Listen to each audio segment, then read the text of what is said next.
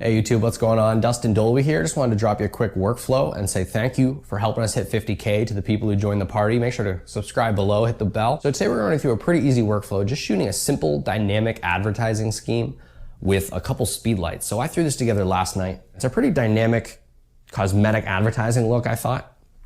I see this a lot in advertising, and in one form or another, I see this style replicated a lot across the internets. If we take a look at this and think what characterizes a dark look like this is having nice bright white light, carving it off the background confidently. I think that looks really, really pretty with a black background or, virtually black background. So I invoked my own flavor to this shoot by adding pixels in the background. But this is a real template-based look from which you can spice it up and add your own flavor. And no matter how you choose to edit yours, if you create anything and you're comfortable sharing it, I'm dying to see it. Post it below in our Facebook group. I love seeing all the stuff you guys are making. So if I can just say one more quick word about this style, we are showing 1.5 of the product, which kind of poses a unique problem. Like you see, they are confidently lit all the way down, which I think looks attractive, and they're not casting a shadow on one another. And that's because I chose to shoot these separately. And that's just a cognizant decision I made because I feel really comfortable stitching things back together in Photoshop. And I appreciate the sort of benefits of being able to shoot each one separately and get really cozy next to the product and make sure the lighting's nice. So I'll run you through the post-production workflow as well, but if you have a different way you'd shoot this or have any comments or questions, leave them below. I'm dying to hear, and I'll definitely get back to you. So without further ado, why don't we dive in here? We're gonna be using Yongnuo speed lights, which I usually use, but you can use any kind of speed lights, and I'll link a bit of gear in the description that I like to use for this kind of stuff. So you see how it's mounted. And it's really free form, but there's the potential for it to be crooked. So I made sure to straighten it as much as possible. And I'm just using a strip box and just shooting it right at it. I'm not gonna use this exposure, but I'm gonna get a good read on if it's straightened or if it's crooked. Great, so this simple exposure tells us a lot. I mean, look at how the cap is reacting in a more glossy manner. Like we're getting a direct reflection as compared to the more matte base, which is diffusing the light upon contact. But in terms of it being crooked, I think we're within the ballpark. You can always turn a curves layer on really quickly just to get a read on if your product's straight or not. I usually use the brand names or something that you believe to be centered. But you can zoom in and really analyze this. And I think we're within striking distance here. We'll make a few more small adjustments as we wrap more light around the front of the product. We'll really be able to see or even measure little distances to make sure we're straight as an arrow to give ourselves no headache in post-production. Notice how we're bowing up here. This line where the cap meets the product is straight if you look at it completely dead on. So since it's bowing up, that tells us that we're looking somewhat up in the product, which I've mentioned in previous workflows, sometimes has a positive connotation, like you're looking up at it in esteem. So let's keep this train moving. Please comment below, let me know what you guys are shooting with. I'm under the impression a lot of people who watch this might use speed lights, but I know there's some more professional shooters out there using strobes and whatnot. It really doesn't matter what you use as much as people tend to think.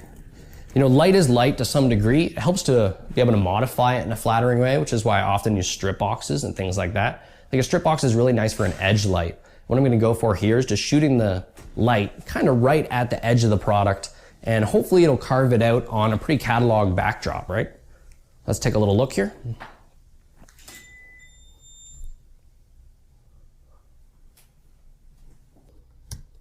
Let's take a quick look at this, and nice, it goes right from the bottom, right up. Some of the color bleeds through, but it looks really classy and cuts it out. Maybe you could go a little higher up the top of the cap. We do get a bit of flare coming in from the side. This can be really sensitive whenever you're shooting a light towards your camera. You can get negative optical phenomena. So I'm just gonna turn this a little, pivot it just a little bit past and try to shoot it past the lens rather than in it, which hopefully will help us out here. I think I might need a new battery for my remote. That's what you get for using a $1 remote, right? I'll link that in the description as well. Nice. Our edge light got a little weaker.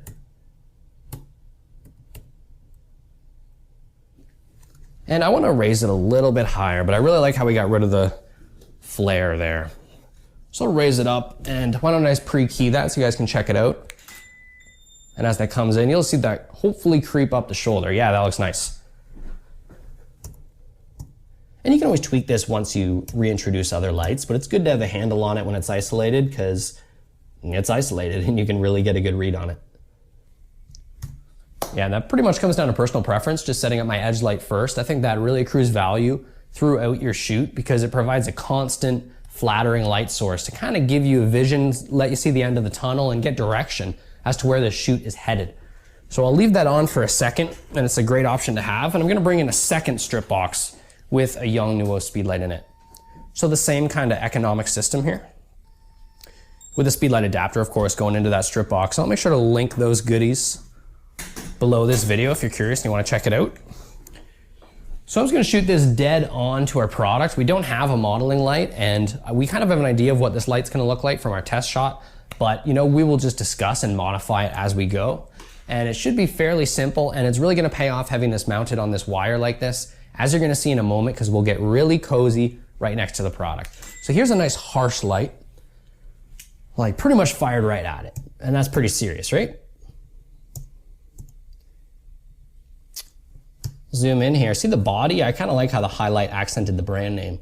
And as I look down here, the harsh light's not too shabby, especially with that rim light cutting it out. It looks really nice. If we move up here towards the top, you see the cap sort of reinforced our suspicion that this glossy material is going to need some special TLC. It's going to need something other than just a harsh light put on it, because it's just spitting that light right back at us with a direct reflection. And I don't think that's flattering enough. And if we're going for such a stylized look anyway, we might as well, spend the time to flatter each material, including the kind of glossy cap.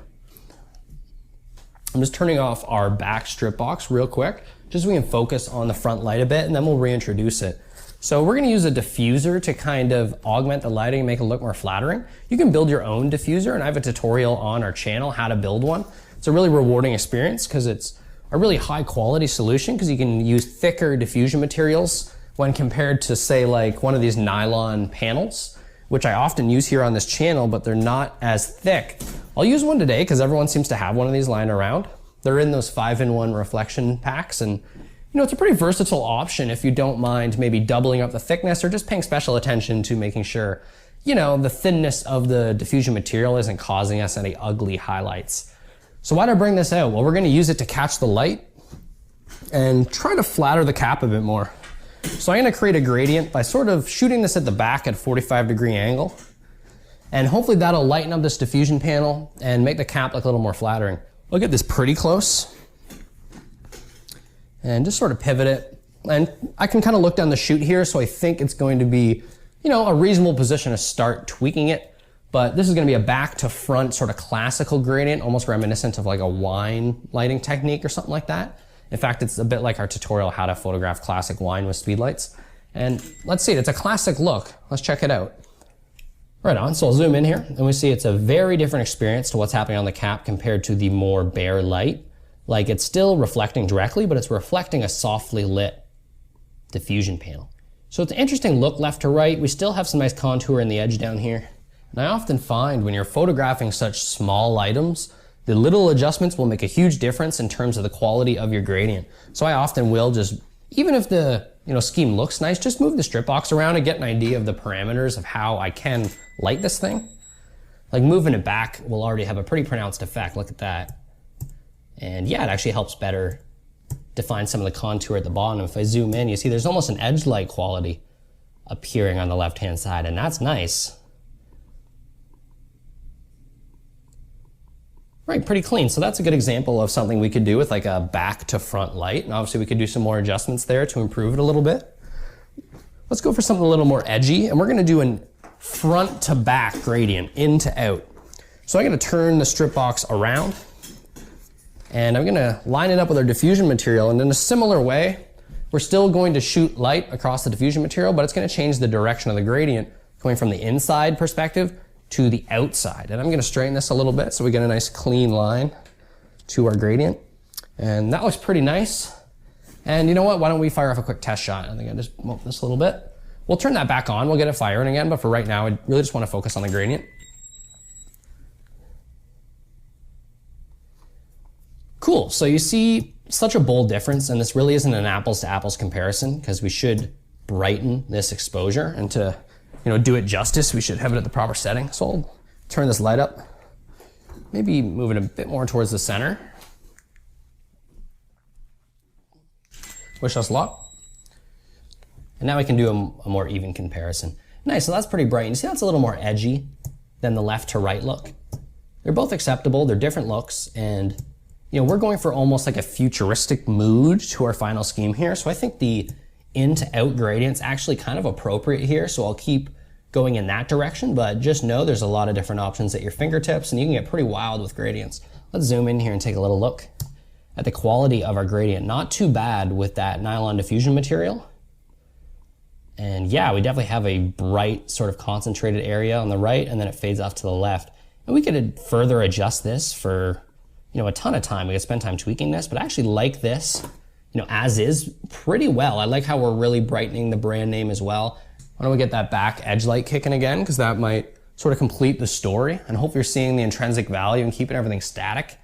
Because now we can just turn this on. Beautiful, it's gonna scream at me a little bit. I'll actually pre-key our previous exposure. I wanna fire this off, and we'll see that update live in front of your eyes there. And how nice is that? We're actually getting a bit of flare still from the right, but it's nowhere near the actual body of our product, so it should be okay. Let's zoom in here. And again, we see a similar quality, obviously, but with that edge light. And as I touched on earlier, it really benefits us by giving the edge confidence. A lot of people might use another light in this scenario. Of course, a bounce card is perfectly appropriate, especially because we're not trying to match the brightness on the other side of this product symmetrically. We're just trying to do more of like a 4:1 or a 3:1 lighting ratio, which organically will happen just because of the power fall off using a piece of card, for instance. So let's take a few fills here. Just try to gauge where we're at, because if you look at the product as is, it looks cool, it looks edgy, but the other side is sort of underwhelming. And since we are on a black background, we don't want to underwhelm our subject into the depths of darkness, which sounds like a Harry Potter movie. Let's do this. Even something subtle like that.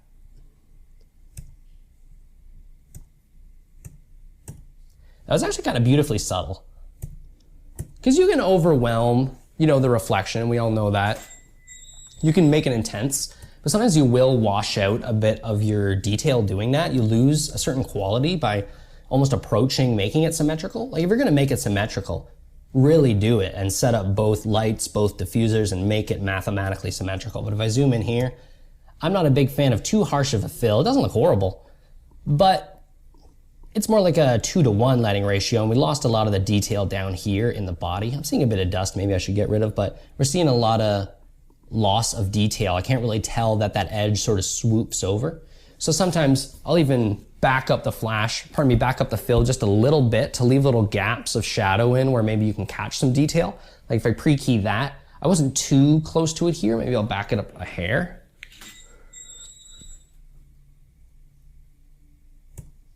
And that's actually a great example. Let's zoom into this here and see how just by backing it up, I kind of reintroduced a shadow where I wanted it to be. I still suffocated the highlight up top. So what I'm just trying to explain is there's a real spectrum of distances you can use, to get different reflection detail from your base exposure. And make the decision, or just arm yourself with a ton of different data, so when you bring this up in the editing room, you can really see what's going on. Now, sometimes I'll get a bit of like a suffocation exposure, and what I mean by that is I'll really sort of bring in the diffuser, the fill, and I'll try to create like a vortex between the lens and the product. This will be overkill in terms of the actual data. It'll look really bright, and I'm not sure I'm looking for this look as I discussed earlier.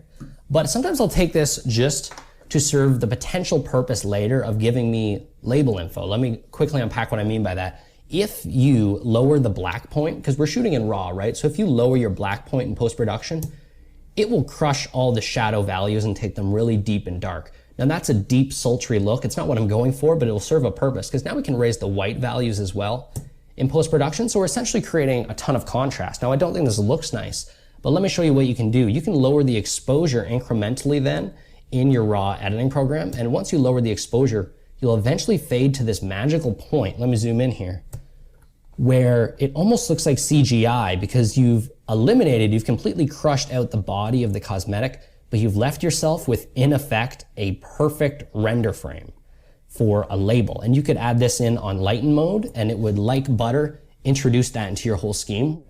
You know, if you've been following our channel here for a while, and shout out to everyone who has been, you know, you probably know we like using little tricks to beef up our production value here and there. So that's one small instance of that. Obviously there is a spectrum between, you know, spending a lot of time compositing and getting this done in one exposure. And you can choose where on the spectrum your personal style leaves you. But I'm definitely confident having that up our sleeve, because if you're even lukewarm comfortable in Photoshop, I mean, that's a 2-second thing you could add to your label just to make it perfect. So I'm gonna shoot the applicator, but I have to head out. So what I'm gonna do is leave all of this set up, and then I'm gonna come back and shoot the applicator. Here, I'll serve you the renders right now. I'll be shooting from that. And you can take a look at them. It'll be the exact same lighting scheme. In fact, I'll make sure to break it down single light by single light, because it's just the edge light, just like before. And then we introduce the gradient, and that's as simple as just turning those lights back on and off. And then we'll introduce some fill options. So it's the exact same story. In fact, we won't have to adjust any lights. We'll just have to adjust the applicator